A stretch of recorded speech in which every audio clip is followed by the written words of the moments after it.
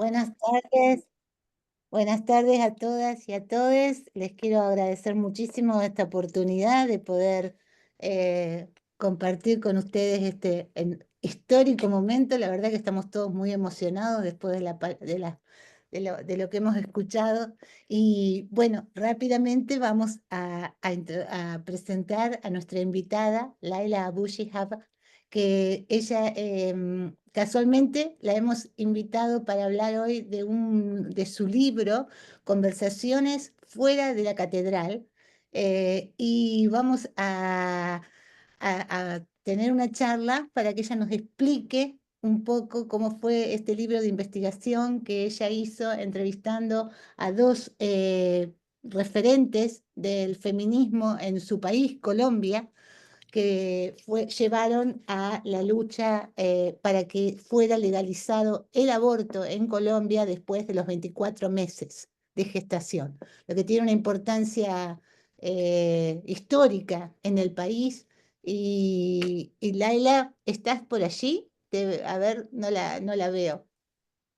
Hola, aquí estoy. Buenas Hola Laila, noches ¿qué tal? Un a gusto. todas y todos. Bueno, perdón por mi corta presentación. Laila es periodista, escritora, viajante, es cofundadora y directora de un sitio de internet que se llama Vorágine, que es realmente fantástico.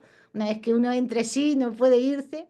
Y la escritora de este libro del que vamos a hablar hoy, queremos concentrarnos sobre este libro, un hermosísimo, Laila. Yo tuve el placer de poder leerlo, te lo agradezco muchísimo porque tiene una calidad emocional tan fuerte el libro que uno se hermana con todas las luchas de estas mujeres.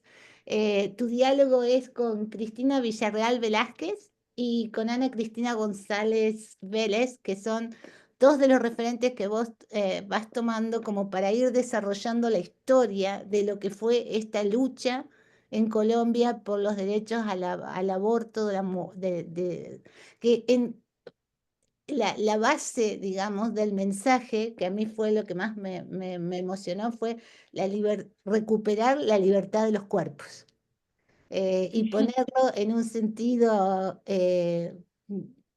muy positivo por la vida, ¿no? En contraposición a lo que las personas, los que están en contra, los anti-derechos, ¿no? Antividas, como pro vidas, como vos bien definís, le han dado la connotación. Así que bueno, nos gustaría darte la palabra y empezar la charla. Gracias.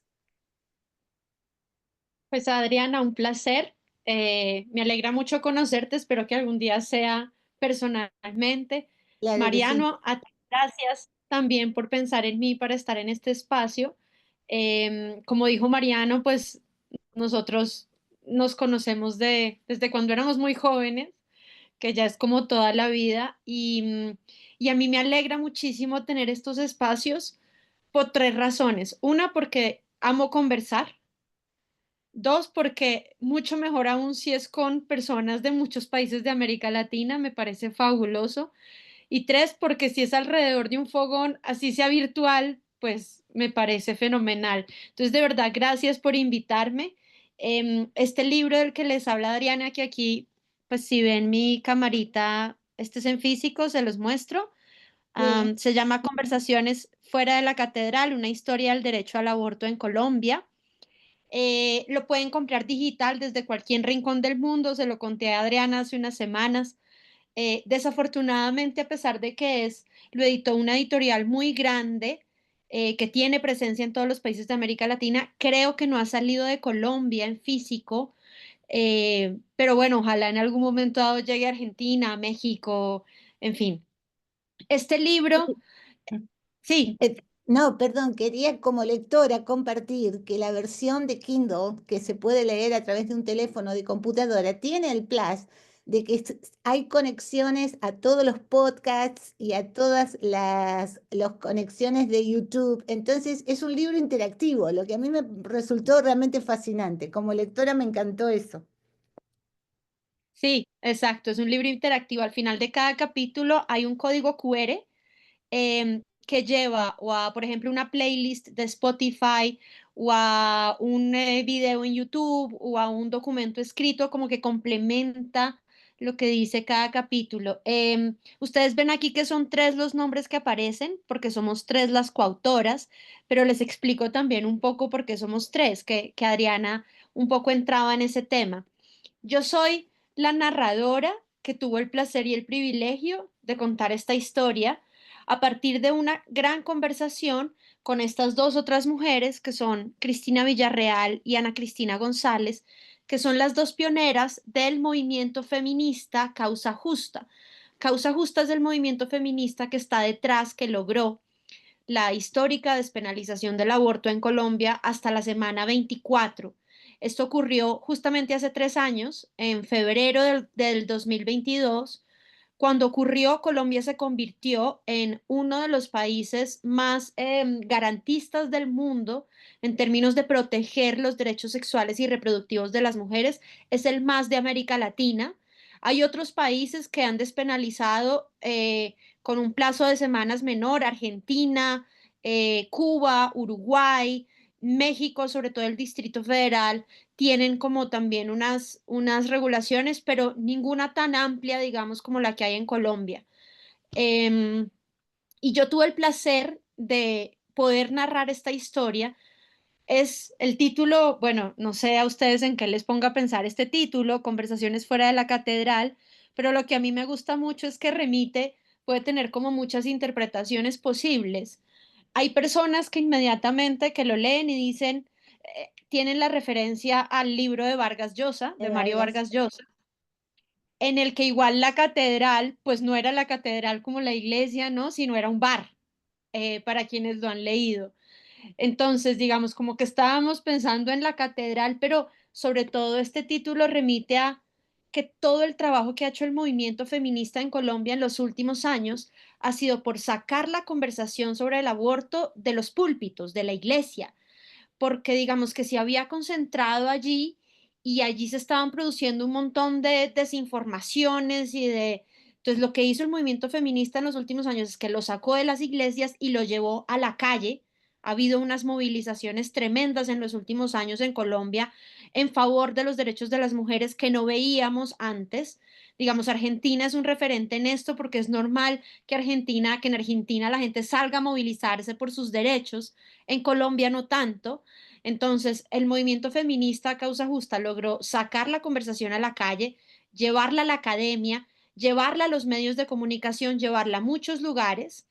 Y lo que yo hice fue un poco tejer una conversación con estas dos pioneras del movimiento feminista y a la vez ir insertando a lo largo del libro varias voces. Es como una gran polifonía, ¿no? Coral, varias voces de muchas personas, muchas mujeres, también algunos hombres, que fueron fundamentales para que hoy Colombia, pues para que tengamos el orgullo de decir que aquí se protegen los derechos sexuales y reproductivos de las mujeres, al menos en el papel, al menos en la jurisprudencia. Luego hay que ver, digamos, si eso en la realidad, si se implementa.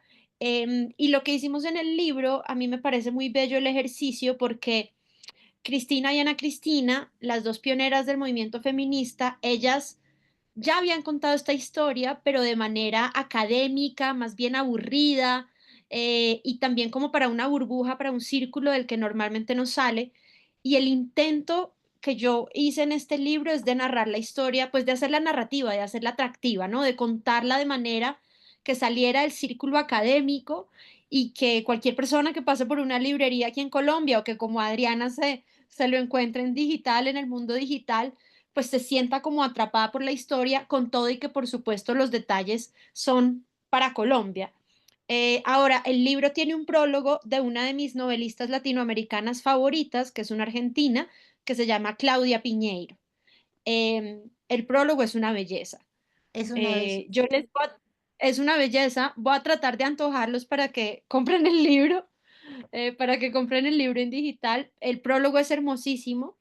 Y pues nada, ahí en el libro está el esfuerzo por rendirles un poco homenaje a unas mujeres que desde los años 60 del siglo pasado, empezaron a sembrar semillas muy importantes sin las cuales no hubiera sido posible que la Corte Constitucional colombiana en 2022 despenalizara el aborto, porque lo que pasó cuando la decisión de 2022, yo lo cuento en la introducción del libro, es un momento emocionante. Yo soy profesora de un programa de periodismo en una universidad aquí en Colombia y el día de la decisión, cuando los magistrados y magistradas de la Corte Constitucional estaban fallando para ver si despenalizaban o no despenalizaban, ese día yo estaba dictando una clase y mis estudiantes son chicas y chicos de 18, 19, 20 años y yo estaba dictando la clase y de repente los vi distraerse y empezar a mirar sus celulares y yo pues como que me molesté, me puse brava y les dije, bueno, ¿qué pasa? Estoy aquí, soy la profesora. Y resulta que una de las chicas me dice, profe, es que despenalizaron el aborto, me lo gritó, o sea, yo lo cuento ahora y todavía me emociono. Por favor, déjenos salir, déjenos salir. La Corte Constitucional de Colombia está alrededor de la Plaza de Bolívar, que es como el centro del poder en el país, y la universidad donde yo enseño está a 4 cuadras, o sea, muy cerca, caminando. Entonces, mis estudiantes me rogaban por salir a celebrar y yo les dije, claro, salgan ya, y pues yo me fui detrás de ellas y de ellos a celebrar. Y lo que pasó, digamos, el intento con este libro es para que esas jóvenes y esos jóvenes que llevan 2 años o 3 años movilizándose y que lloraron ese día por lo que significa saber que las mujeres ya no tienen, que ahora es legal, que ahora el sistema de salud de manera gratuita tiene la obligación de en los 5 días interrumpir el embarazo si una mujer así lo desea y no tiene necesidad de explicarle a nadie las razones. Antes era un juez o un médico, ya no.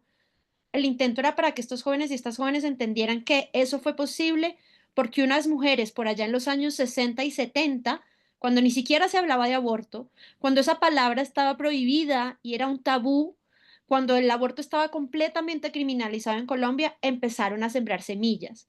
Entonces el libro narra lo que pasó en los años 60, 70, 80, 90.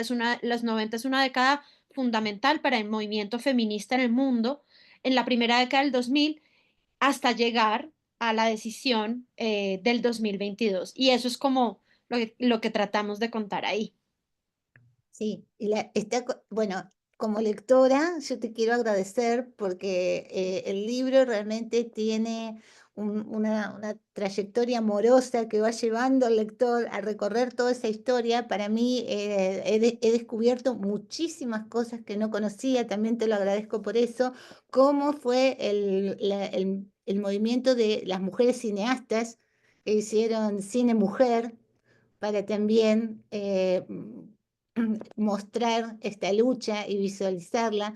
Y también me ha parecido muy interesante y muy en coordinación a Fray Beto que hablaba sobre que el feminismo involucra también a los hombres, la, la incorporación del papá, ¿no? De María Cristina, que es ginecólogo y cómo él a partir de ese movimiento muy temprano que organizó en su práctica médica, comenzó a poner esa semillita en su hija para que ella después siguiera su camino, ¿no?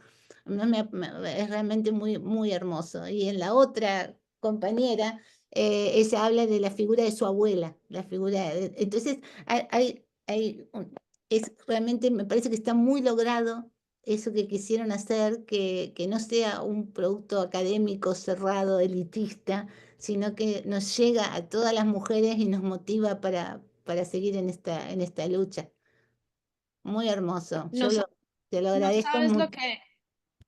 lo que me emociona oírte decir eso, porque, o sea, oír a una lectora que no es colombiana decir que el libro le llegó así al corazón y al alma, pues a mí de verdad que me emociona muchísimo, en serio, me pone muy feliz. Y Sí, justamente ahora, pues precisamente porque mañana es 8 de marzo, como que toda esta semana he estado en distintas charlas y eventos hablando sobre el libro y en general sobre los derechos sexuales y reproductivos de las mujeres y pues que a uno aquí alguien en Colombia se le acerque y le diga gracias, gracias por contar la historia, emociona, pero que alguien una argentina que vive en Estados Unidos diga el libro me llega al alma, pues no me, de verdad que me pone muy contenta. Lo que tú mencionabas ahora, Adriana, de que ahí hay distintas voces, incluidas las de, por ejemplo, unas mujeres cineastas, hay abogadas, hay médicas, hay Cristina Villarreal, una de las coautoras es psicóloga, y también hay algunos hombres que fueron fundamentales para esta lucha, que lo han sido. El primero de ellos, como tú lo dices, es el papá de Cristina, Ujú. que fue un ginecólogo muy importante para Colombia, porque en los años 70, de nuevo, cuando el aborto estaba absolutamente criminalizado, él creó una fundación que hoy es una de las clínicas pues que proveen servicios para que las mujeres puedan acceder al aborto, entre otras cosas, pero además, en general, los derechos sexuales y reproductivos. Él creó esta fundación, se llama Oriéntame, en los años 70, y como tú dices, de manera muy bella, empezó como a inspirar y a inocular en su hija mayor, Cristina, que luego, años después, se convirtió pues como en esta pionera tremenda del movimiento feminista. Y luego las cineastas, luego hay una voz, hay un capítulo que a mí me gusta mucho del libro porque es un capítulo que narra cómo cuando se estaba redactando la nueva constitución colombiana, nosotros tenemos nueva constitución, bueno, ya no es nueva, pero es de 1991, que es una constitución como muy garantista, muy plural, o sea, que en el papel es muy bonita, al menos, ¿no? Muy progresista. En el momento en esa Asamblea Nacional Constituyente, año 1991, que además era un año muy duro para Colombia, porque los años 90 y la primera década del 2000 fueron unas décadas muy violentas en este país por el narcotráfico, por las guerrillas, los paramilitares. En ese momento en la Asamblea Nacional Constituyente, un hombre, un asambleísta, entre otras cosas, un dato, en esa Asamblea Nacional Constituyente había, ahora se me olvida, pero eran creo que casi 100 asambleístas y de esos 100 solo 4 mujeres, nada más. O sea que Sí, calculen. Y así se redactó la Constitución del 91. Total que uno de esos hombres del Partido Liberal Colombiano se puso la camiseta y dijo, yo voy a luchar porque al menos se dé la discusión. Él decía, seguramente voy a perder la batalla, porque al menos se dé la discusión en el seno de la Asamblea Nacional Constituyente sobre el derecho al aborto. Pero en el 91 todavía hablar de aborto era mal visto, la palabra. Entonces él tuvo que plantear la discusión en otros términos y darle la vuelta a la conversación, y lo que él dijo es el derecho a la libre opción a la maternidad. Y él es un hombre muy importante en esta lucha porque él la llevó a la Asamblea Nacional Constituyente, y aunque al final los votos, al final se perdió, no quedó en la Constitución el derecho al aborto. Eh, Fue, digamos, también es un grano de arena fundamental en lo que pasó pues ahora, ¿no? En el 2022. Ahora, yo quisiera aprovechar para decir algo, y es que esto yo se los preguntaba a las pioneras del movimiento feminista y a otras personas mientras investigaba para el libro, y era, con la decisión de la Corte Constitucional, ¿ya la lucha, la batalla termina o la lucha continúa? Y aquí hay algo que a mí me parece que es duro, pero al mismo tiempo como que nos mueve y nos impulsa, es que la lucha para nada termina ahí. Si uno ve el ejemplo de Estados Unidos, eh, en Estados Unidos se legalizó el aborto en los años 70, la famosa ley de Roe versus Wade, y la derecha tuvo tanta paciencia que se tomó 50 años, para 50, retroceder el reloj. para tumbar Roe versus Wade. Entonces, aquí lo que ocurre es que, muy bien, la Corte Constitucional colombiana nos protegió a las mujeres en el país, pero desde ya, pues desde ese día, los grupos antiderechos empezaron a interponer acciones de nulidad para tratar de tumbarla. Todas han fracasado por fortuna. Por ahora, la Corte la sigue protegiendo, pero desafortunadamente en cualquier momento empiezan a cambiar los magistrados. Llegan magistrados y magistradas de derecha o de ultraderecha y podemos perder esta conquista. Pues nada más hay que ver el ejemplo de Estados Unidos. Entonces, todo esto para decir que la lucha continúa en varios sentidos. Uno, en hacer que del papel pues se llegue a la realidad, se implemente. Todavía igual hay unos médicos que objetan conciencia, a pesar de que esas reglas están muy bien definidas acá pues por las leyes colombianas. Todavía hay O sea, todavía como que hay problemas para que sobre todo las mujeres más vulnerables, las más pobres, las que están en las zonas más alejadas, no en Bogotá donde yo estoy con absolutos privilegios, sino en zonas rurales muy alejadas puedan acceder. Luego hay otro problema que es, yo hablo de ya tenemos la despenalización, digamos, en la jurisprudencia, pero yo hablo mucho de la despenalización de los corazones, de la despenalización social, de la conciencia, porque una cosa es que legalmente podamos tener el derecho, pero otra es que dejen de culparnos y de juzgarnos si decidimos no ser madres, y nosotras mismas, las mujeres, dejemos de culparnos y de juzgarnos. Y luego el tercer aspecto de esta lucha que continúa es el de proteger la sentencia, el de hacer que en Colombia no pase lo que pasó en Estados Unidos, que 50 años después la Corte Suprema tumba, ¿no?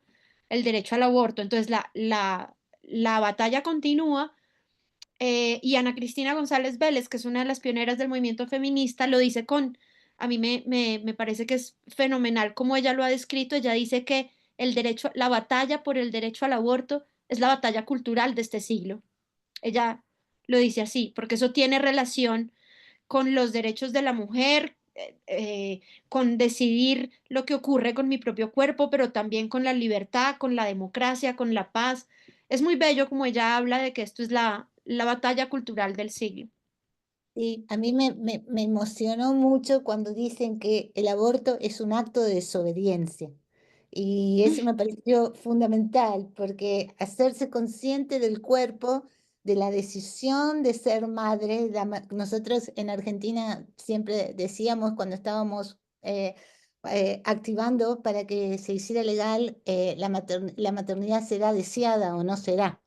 Eh, y, y cuestionar ese mandato patriarcal de que las mujeres venimos a reproducir el sistema capitalista, ¿no? Entonces me parece realmente maravilloso. Y algo que yo valoro muchísimo en tu libro también es la definición, creo que ya lo dije, pero bien clara, de que la gente que está en contra del aborto son antiderechos y no son providas.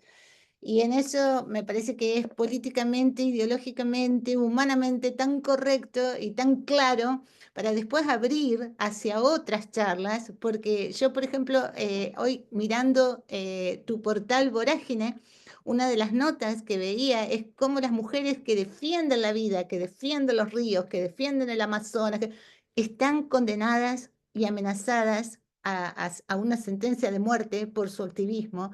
Entonces, eh, ¿cómo se pone en reflejo esta hipocresía de defender la vida, pero querer matar a las mujeres que defienden la vida del planeta? Entonces, eso me pareció súper interesante en esta lucha que no termina nunca, ¿no? Sí, mira que yo supongo que eso también pasa en otros países de América Latina, pero en general los grupos, es decir, quienes están en contra del aborto, se hacen llamar pro vida. Y la lucha del movimiento feminista en general es por robarles, o sea, al llamarse pro vida estos grupos que están en contra del aborto, un poco como que lo que quieren dar a entender es como si defender los derechos de las mujeres fuera estar en contra de la vida y todo lo contrario, ¿no? Entonces, la lucha del movimiento feminista es por recuperar, o sea, si hay alguien pro vida, pues es una mujer que defiende los derechos de las mujeres o un hombre que defiende los derechos de las mujeres. Entonces, el movimiento feminista, al menos aquí en Colombia, se ha impuesto la tarea de no llamarlos pro vida, sino de decirles antiderechos, básicamente. Parece Sí. sí. Yo quería preguntarte, Laila, ¿cómo es ahora en el gobierno de Petro la educación sexual en las escuelas, la concientización de los jóvenes para que continúen con estos derechos y se haga parte de su cotidianidad? Pues mira, se supone que desde antes, o sea, esto no es desde este gobierno, se supone que desde antes, por ley, y esto está dictado desde el Ministerio de Educación Nacional, es obligatoria como una cátedra, digámoslo así, de educación sexual integral en los colegios, en todos los colegios públicos y privados de Colombia. Ahora, desafortunadamente, esto es muy desigual, la educación en Colombia es profundamente desigual, no es, por ejemplo, como en Argentina, o bueno, como lo era hasta antes de que llegara mi ley. Antes de, sí. pero la educación aquí es profundamente desigual, entonces en los colegios privados normalmente hay más oportunidad de que los estudiantes, las estudiantes tengan acceso a una educación sexual integral y en los colegios públicos no tanto. Em, Esto no es que haya mejorado, cambiado o empeorado ahora como con el gobierno de Gustavo Petro, que pues para ponerlos en contexto y ponerlas en contexto a quienes no lo saben, es el primer presidente de izquierda que tenemos en Colombia desde que existimos como república, pero ha tenido muchísimos problemas en muchos, digamos, aspectos de su gobierno y digamos, de verdad que ha sido como, se los digo yo como votante que fui de Gustavo Petro y que en su momento pues me emocioné mucho. La mayoría de los colombianos y las colombianas que votamos por él teníamos, yo me incluyo, estoy en primera persona, pero ya hay muchos, digamos, hay muchos que opinan lo mismo. Teníamos unas expectativas altísimas y desafortunadamente se han cumplido muy pocas. Ha sido como muy duro para él gobernar, como con una oposición muy fuerte. Este es un país muy conservador, pero además de que ha tenido una oposición muy fuerte, incluida la de varios medios de comunicación, también él y su gabinete en general, pues no se han ayudado, por decirlo así. Entonces ha sido un gobierno como que ha ido tropezando mucho en muchas cuestiones. Y si tú analizas un poco lo que ocurre acá en Colombia en términos de la educación, que era un poco como tu pregunta y en concreto de la educación sexual, la educación ahora desafortunadamente es un tema muy olvidado. De la agenda pública, de la agenda del gobierno, Petro, está muy, muy, muy atrás, muy olvidado, porque en principio se supone que hay otras prioridades. A mí me parece que la educación es básica, como tiene que ser prioritaria, pero a este gobierno poco o nada le ha interesado porque se supone que ha centrado en otros aspectos que tampoco ha podido sacar bien adelante en realidad. Em, y bueno, podría como por ahora contarles eso. Sí, estamos en un contexto histórico muy, pero muy difícil y un poquito me gustaría, si podés brevemente, describirnos tu tarea como periodista en este momento. El periodismo contracorriente suena fascinante y bueno, qué bueno. Yo estoy, ya me hice seguidora de Vorágine porque hay unas notas fabulosas y me gustaría mucho si podés contarnos un poquito sobre ese proyecto del que sos directora y cofundadora. Sí, es un orgullo. Bueno, yo en el 2020, cuando nos tuvimos que encerrar en el mundo y nos llegó la pandemia, yo estaba ahí en una especie de crisis profesional importante y este proyecto me salvó, digamos, me salvó la vida. Unos amigos periodistas, cuando nos acababan de encerrar aquí en Colombia, el encierro nos tocó en marzo. No sé bien en Estados Unidos y en Argentina, pero aquí el presidente nos mandó a encerrar, nos ordenó encerrarnos en marzo. Y fue uno de los encierros creo que más largos del mundo, o sea, duramos como hasta el 2021 encerrados, fue una cosa terrible. Y en el mismo marzo, un día me llama un amigo periodista y me dice, Laila, ¿tú qué estás haciendo? Y pues yo estaba en pijama, un poco deprimida en mi casa, yo vivía sola en ese momento, en una crisis profesional tremenda, dictaba clase en la universidad, pero como que estaba desubicada y me dice, vamos a crear un medio independiente digital con tal y tal, o sea, unos periodistas que yo ya conocía, colegas. Telemides, queremos a una periodista mujer porque pues no podemos ser solo hombres, necesitamos a periodistas mujeres en esta locura.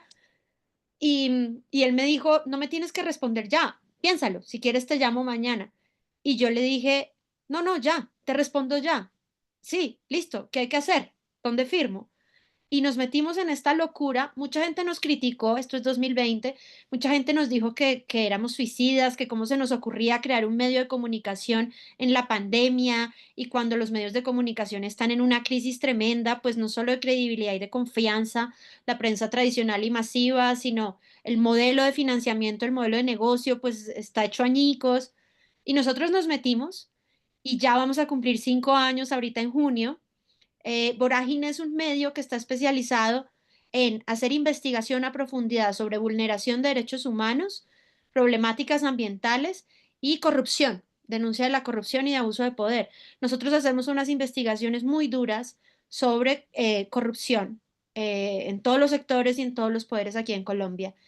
Nos pueden seguir en todas las redes sociales, Vorágine Co. Gracias a Adriana por permitirme hacerle también una cuñita a Vorágine. Sí, no, es que es Em, fascinante. Sí, sí, gracias por permitirme. Y bueno, pues es un trabajo, somos un medio absolutamente independiente, digamos, que nos gestionamos y nos financiamos de varias maneras, pero una de ellas muy importante es la del apoyo de los mismos lectores, porque qué mejor independencia que sean los lectores que creen en un medio que les da como que hace un periodismo que consideran relevante, que les permite comprender mejor el mundo, pues nosotros recibimos donaciones de los lectores, nos pueden donar desde $1 mensual. No recibimos, por ejemplo, nosotros desde el día cero decidimos que no vamos a recibir recursos del Estado, de ningún gobierno, en ningún nivel, ni el nacional, ni los regionales, los locales, ninguno, porque eso de alguna manera coartaría pues nuestra independencia editorial, y estamos en esa lucha. Vorágine nació con 7 personas y hoy somos 11. 11 personas que vivimos de esto, o sea, que recibimos unos honorarios por sacar este proyecto, este medio de comunicación adelante. Y bueno, pues eso es. ¿Y están en relación con proyectos similares en otros países, armando algún tipo de red? Sí, sí.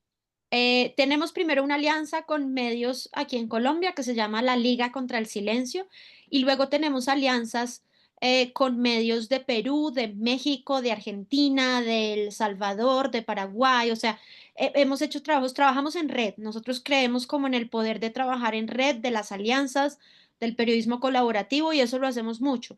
De hecho, cada vez hay más necesidad de hacer investigaciones transfronterizas porque parte de los temas duros con los que nosotros nos metemos, que es investigar al crimen organizado, pues el crimen organizado ya es transnacional, ¿no? Y entonces la organización del narco que saca rentas de la minería ilegal de oro aquí en Colombia también tiene intereses en Perú y también en Brasil y también en Venezuela y de repente llega hasta Chile.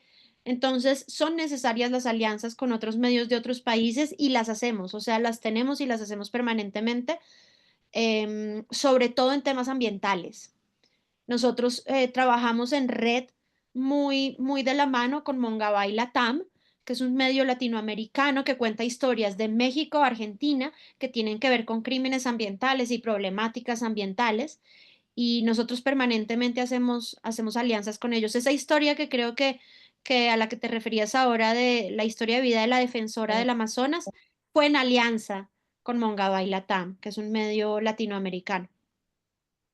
Sí, bueno, muchísimas gracias por el trabajo que hacen. Invito a todos los que están escuchando a que por favor vayan y lean y se tomen eh, conocimiento de este foro de noticias que es realmente maravilloso. Y bueno, estamos quizás cortitos de tiempo, Néstor. ¿Cómo Sí, estamos de sí, tiempo, Mariano? ya, ya estamos casi sobre el tiempo. Sí, yo Adriana, quería, te doy para que cierres. También quería resaltar y mandarle un abrazo grande a Laila, porque sé que además de una gran escritora, una gran gestora cultural, una gran periodista y luchadora por los derechos de las mujeres, es una luchadora por los derechos del pueblo palestino. Tuve la oportunidad de estar con ella en Ramalá, visitando a sus primos, a su familia. Fue muy conmocionante para nosotros y en este momento, por el genocidio que está sufriendo el pueblo palestino, le mando también un abrazo solidario a Laila por su familia y por ella misma.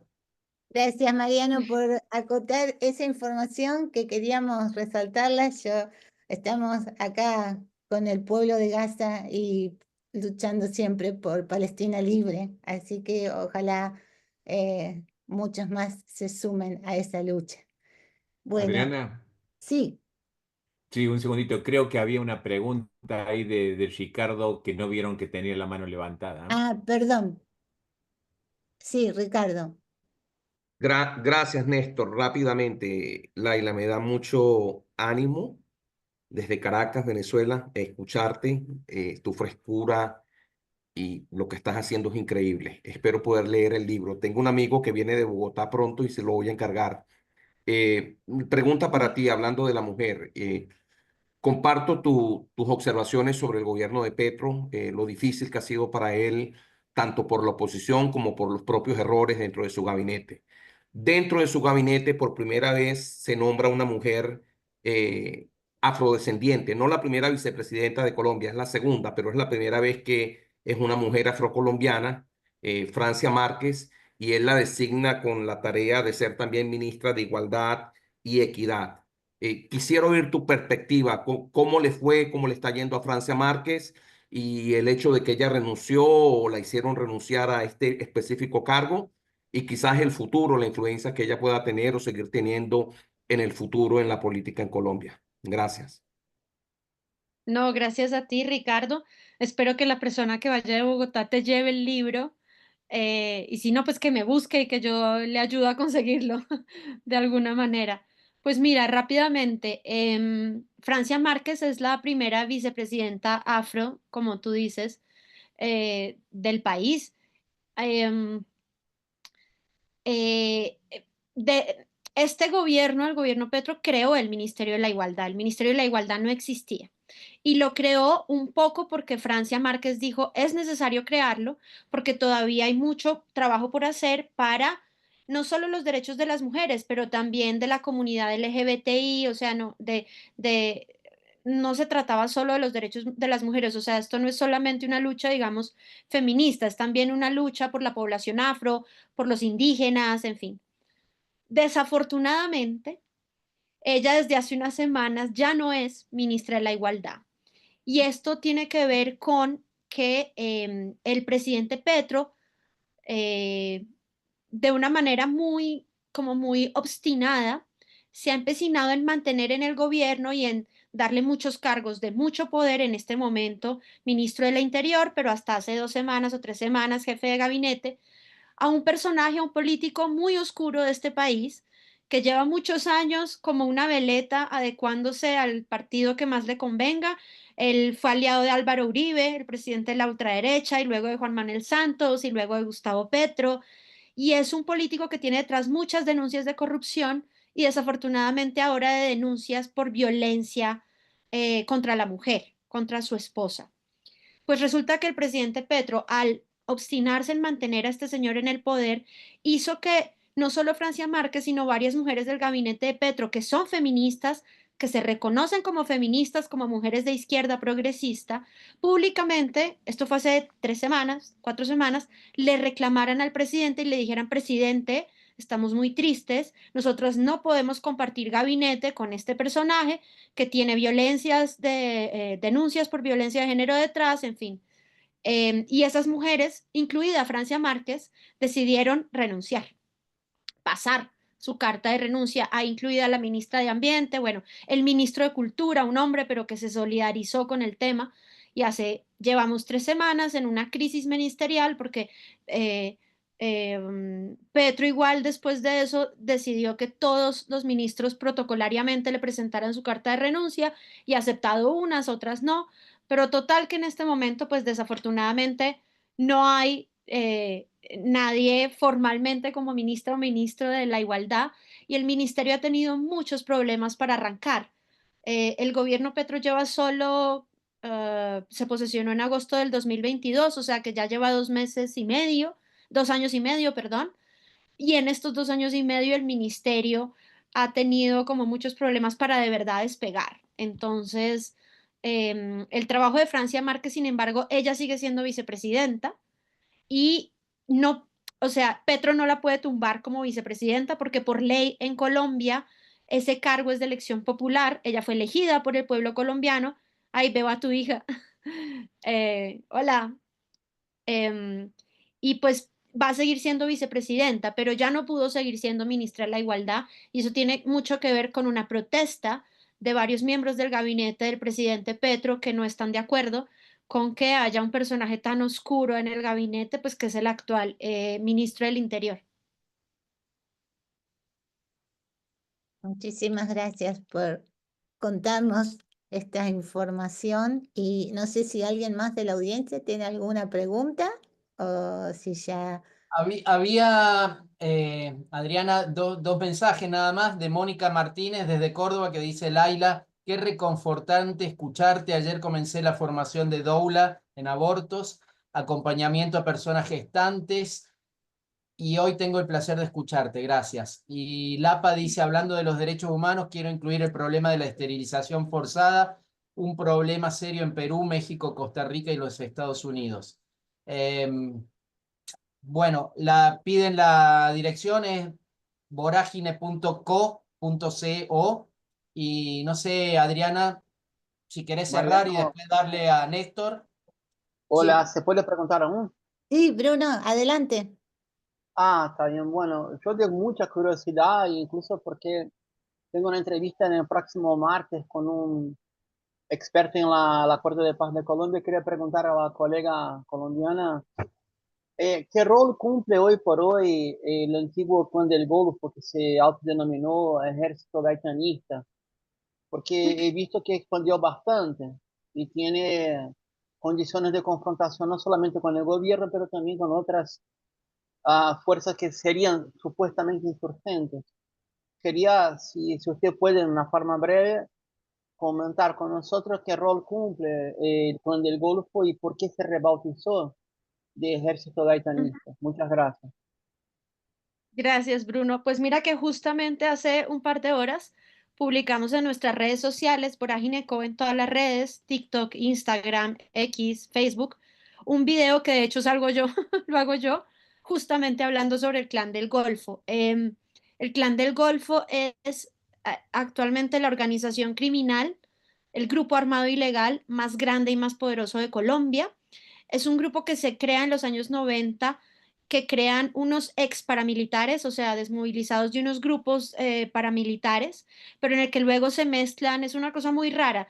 Son ahí entraron ex guerrilleros, ex paramilitares, total que hoy es un cartel del narcotráfico, una organización criminal que vive de las rentas del narcotráfico, de la minería ilegal de oro, sobre todo de esas dos, pero también del tráfico de migrantes, los migrantes que cruzan, que tratan de cruzar por Colombia, el Tapón, la Selva del Darién en Panamá para tratar de llegar a Estados Unidos, pues el Clan del Golfo se lucra, digamos, del tráfico de migrantes y es la organización criminal más poderosa de Colombia, que más presencia tiene actualmente en el país y desafortunadamente el presidente Petro tiene una política que era muy ambiciosa, que si lograba ponerla en marcha, pues hubiera sido realmente una transformación para este país. Él le llama la política de la paz total. Él desde que se posesionó dijo, yo voy a tratar de negociar la paz al mismo tiempo, simultáneamente, con todos los grupos armados ilegales y todas las organizaciones criminales, que son decenas, más de 20 y algo reconocidas. Y uno de ellos es el Clan del Golfo. Pero con el Clan del Golfo ha sido especialmente difícil negociar porque ellos no son, por ejemplo, una organización armada que tenga una legitimidad política, no están alzados en contra del Estado. Ellos se crean básicamente para lucrarse del narcotráfico y de la minería ilegal y de los migrantes y nacen, como les digo, pues del reducto de estos grupos paramilitares y luego guerrilleros. Entonces la negociación con ese grupo ha sido especialmente complicada y en estos momentos está frenada, ¿no? Hubo un cese el fuego muy breve hace como 2 años que se rompió y ellos siguen enriqueciéndose. Cambiaron su nombre, antes se llamaban Autodefensas Gaitanistas de Colombia y ahora hace poco pasaron a llamarse Ejército Gaitanista de Colombia, también en ese intento de quitarse esa etiqueta de que son un cartel del narcotráfico y tratando de buscar un reconocimiento político, pues para sentarse a negociar con este gobierno o con cualquier otro gobierno que venga en un futuro. Eh, pero es un grupo que la verdad es que ha impuesto un régimen del terror desafortunadamente en muchas regiones de este país. Es un grupo que extorsiona, que asesina, que desplaza, que amenaza. Y como el Estado colombiano es ausente en casi todas esas regiones donde ese grupo hace presencia, pues ellos dominan, ellos tienen el control territorial de una parte, pues de unos municipios de Colombia. Entonces sí es como muy grave lo que está pasando con el Clan del Golfo. Muchas Muchas gracias. gracias. Muy bien. Bueno, entonces agradeciéndote la presencia, muchísimo. Ha sido un enorme placer conocerte, un enorme placer leer tu libro. Espero que mucha gente vaya a leerlo porque es realmente pasear de la mano contigo por la historia de la lucha de las mujeres. Y mañana es el 8 de marzo y estaremos allí en las calles haciendo presencia. Acá en Estados Unidos es tremenda el ataque del fascismo a las mujeres, a las disidencias y a la clase trabajadora, así que estamos en plena lucha. No, a ti, Adriana, Mariano, de verdad, muchas gracias por pensar en mí, por invitarme, un placer. Les estoy anotando aquí mi correo mi correo personal, por si quieren escribirme, preguntarme algo, compartirme algo. Bueno, ahí les acabo de dejar por el chat mi correo personal. Y qué placer, pues muchas gracias, qué maravilla saber que hay personas de tantos países distintos escuchando y aquí en esta conversación alrededor del fogón. Gracias, Laila. Igualmente, yo Gracias. también Ahí pongo quiero, el mail de Laila en el grupo también, pero está en el chat y le doy para que cierre la noche a Néstor. Un abrazo, Laila, y un abrazo a Adriana y a todas y todos. gracias Mariano, gracias Néstor por esta hermosa oportunidad, muchas gracias. Un abrazo, Laila. Adelante, Néstor. Ok, muchas gracias. Sí, por supuesto, escuchar el análisis, las opiniones de Frei Beto y también de Laila son una bocanada, no solamente a nivel intelectual, de esperanza en función, digamos, de estos momentos grises que confrontamos en muchos rincones de las Américas. Eh, Así que gracias por haber compartido este momento. Y también, o sea, quiero reconocer a los miembros del panel, Ricardo Corso Moreno en Venezuela, Bruno Lima Rocha en Brasil, Pablo Balustra en Argentina, Máximo Carneluti en México, Raúl Yarul en El Salvador y Carlos Cohen aquí en Estados Unidos, ¿no? Muchas gracias por ser parte de este esfuerzo en donde llegamos el primer viernes de cada mes. La próxima será el 4 de abril con un pequeño cambio de horario aquí en Estados Unidos, las 5 de la tarde en vez de las 4 porque cambia el horario a partir de este fin de semana. ¿Ah? Entramos en esta cuestión del Daily Saving Time. ¿Ah? Entonces, muchas gracias. Y también quiero recordarles que paralelo al fogón, el 24 de marzo, el fin de semana del 24 de marzo, voy a hacer un pequeño evento, estoy organizando un pequeño encuentro ahí de amigos, conocidos, etcétera, en función del Día de la Memoria en Argentina. O sea, algo que yo hago todos los años, algunas veces en restaurante, a veces en teatro, hemos estado en distintos lugares. Pero para mí eso es un compromiso de vida y en función de eso, o sea, no dejo pasar nunca ese 24 de marzo. Así que les voy a mandar invitación al que se quiera unir. ¿Ah? Pero de todos modos, el fogón sigue y sigue el viernes 4 de abril. Así que muchísimas gracias de nuevo a todos. Gracias Mariano, gracias Adriana por organizar esto. Gracias, ¿Ah? Un abrazo, un muchas beso. Chao, gracias. chao. Gracias. Chao, Un abrazo. gracias. Nos Un abrazo. veremos el 4. Muchas gracias. Sí, Gracias. Inés. Sí, gracias. El 24, Néstor. Sí, Pablito, sí, absolutamente. ¿Ah? A ver si charlamos, Pablo, ahí, porque yo sé que eh, como figura central de todo esto, ¿ah? Creo que podría ser un aporte muy importante ahí, ¿ok? Y lo mismo Miguel Ángel, ¿ah? Ahí veo algunas caras que estoy reconociendo, ¿ah? Charlamos después, ¿ah? Les mando específicamente información. Un Dale, abrazo. abrazo, abrazo, abrazo a Betty todos. también, Betty, ¿ah? Sin la menor duda, Betty, que ahí la veo también. Ay, Betty, muchas gracias hoy confrontando este desastre de la cuestión de Zoom, ¿no? Que no podíamos conectar. Ahí Betty se puso también a avisar a la gente. Así que muchas gracias por permitir que ocurra la reunión. ¿Ah? Gracias, gente. Nos vemos. Chao, chao, chao, Abrazo. chao.